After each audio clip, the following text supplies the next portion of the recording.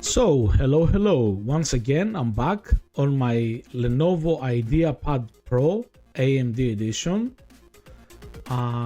Did I mention IdeaPad Pro 5? Now you know. So yeah, as always I'm recording locally and streaming today on Twitch service, and let's check out if it's working properly.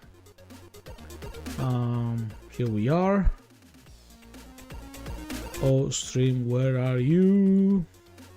Let's reload the page. Hopefully it works just fine. It's audio and all, perfect, nice.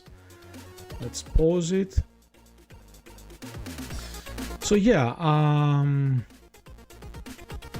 let me show you the system information using the terminal. Here we are. You can pause the stream or later on the video when it will be available on my YouTube channel. Just pay attention to the screen resolution. It's 1440p 2880 by 1800 running at 120 Hz, and I'm recording and streaming in this native screen resolution today at 30 FPS.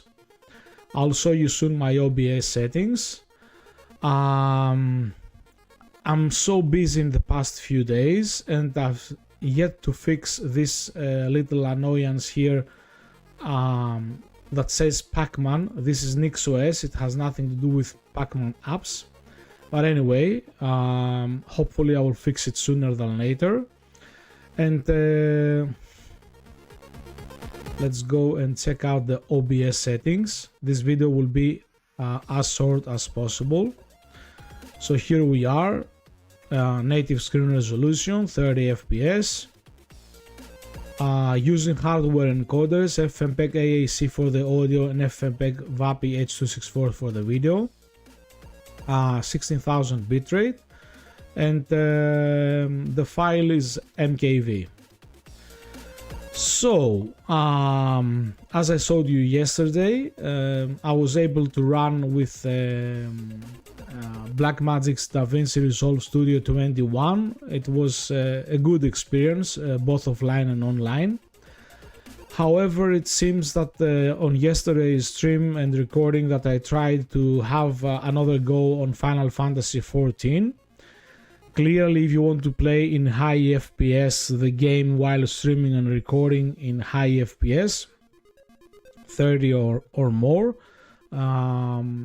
you should sacrifice the screen resolution and maybe drop the recording and or streaming in 25 FPS. Otherwise, it was much better than the native screen resolution and 60 FPS the other day. And with that out of the way, sorry for this, let's go to the DaVinci Resolve Studio. This is the project that I told you the other day that it's on a 4K timeline and 30 FPS. So I have applied a few things here. I will now play the project back. It's totally random things. It's not like I was trying to impress you or make this video fancy in order to drop it on my YouTube channel, just for testing purposes. But before I will show you this playback, I wanted to mention this delivery, this export of this 4K project, and that's about 13 minutes. It was exported in basically Apple's ProRes in about 9.5 minutes, let's just say that. And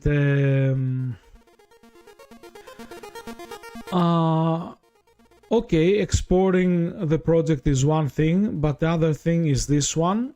The exporting file, the exported file was about 70 gigabytes in the size, on the disk, on the SSD. And the thing is, I have tried to export the project with another encoder, but it's not possible. Either it interrupts, cancels, or it doesn't have another codec. I'm sure you can solve this one. I didn't have the time to try to fix it myself. I'm pretty sure you can enable some other codec which is more sensible, but with the guide that you will see, unless I will point in some other time in the future, otherwise, until then, you will be able to do this kind of exporting. So this maybe makes sense only with smaller projects or with large SSDs like the one that I'm using with I think it's 2 terabytes of SSD. No, it's 1 terabyte, but even so, 1 terabyte or 2 terabytes, otherwise it doesn't make sense. But if I will have the time now or in the future, I will try to solve this as well, either by pointing to some other solution, or I will try to fix one myself. But until then, let's enjoy this experience, this DaVinci Resolve Studio 21 experience. And oh, one more thing. Maybe you are seeing here the DaVinci Resolve Studio 20 on the left bottom corner. Trust me, this is some kind of special package that the NixOS packages offer, and it's totally an installation that I did with the downloaded file from the website, which is the 21.03 version of DaVinci Resolve Studio.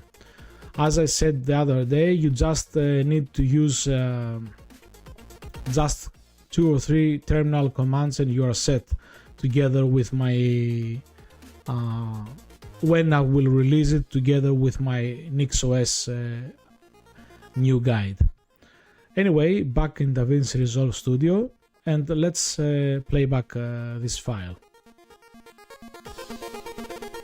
Sorry.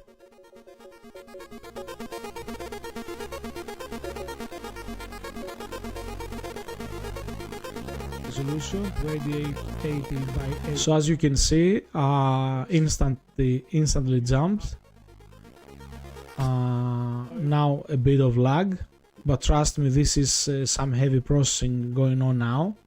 I'm not sure if the recording, the streaming, everything works properly at the moment, but this is some heavy stuff, especially for this integrated GPU. Let's move it.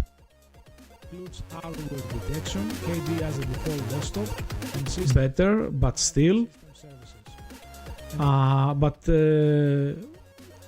Let's, if I haven't done it already, let's go to the quarter, timeline playback resolution quarter, and then let's have another go.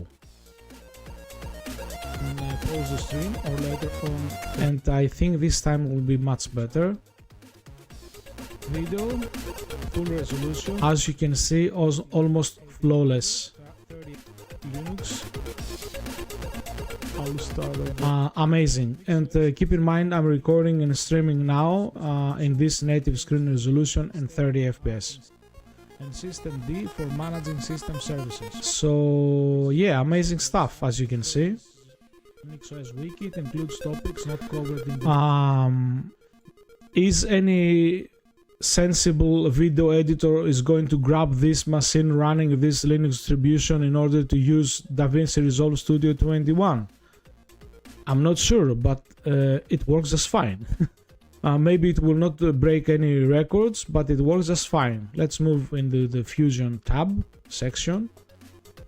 Not bad, as you saw, it jumped almost instantly there.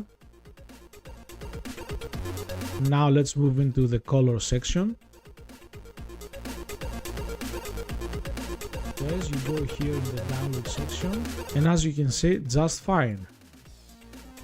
As I said, I'm not expecting to break any records, but it does work. And this computer is very, very cheap, and maybe 1800, 120 Hz. Maybe not for everyone, but I think for most people it's it has a sensible price.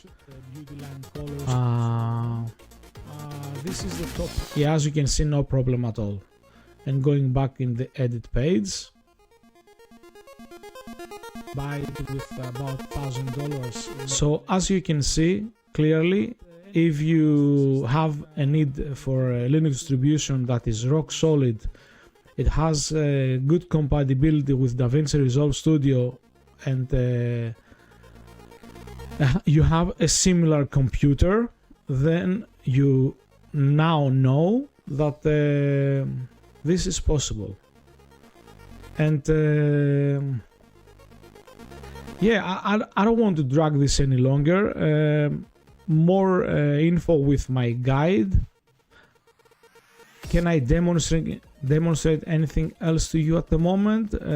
Export will take some time, but trust me, it's quite good, especially for this kind of price of this computer. And yeah, no need to drag this any longer. So far, sorry again. So far, this computer has, compared to my other two older computers, like the one Lenovo IdeaPad Pro with NVIDIA GPU, or my Dell Alienware M17R5 AMD GPU. This performance, this computer, together with NixOS, they offer similar performance to the NVIDIA with the 3070 GPU, at least from the things that I have tried with DaVinci Resolve Studio 21. So if you have one machine or the other and what you saw you enjoyed, be my guest and enjoy NixOS 26.05 Linux distribution on your computer. Fantastic stuff, and hopefully in the next 1 or 2 days I will have a few more things to show you. If everything will go well, of course, the guide will be ready too, and yeah, we will see. Wish me luck. I need free time and my sanity, so wish me luck, and as always, thank you for everything, and see you on the next one. Bye.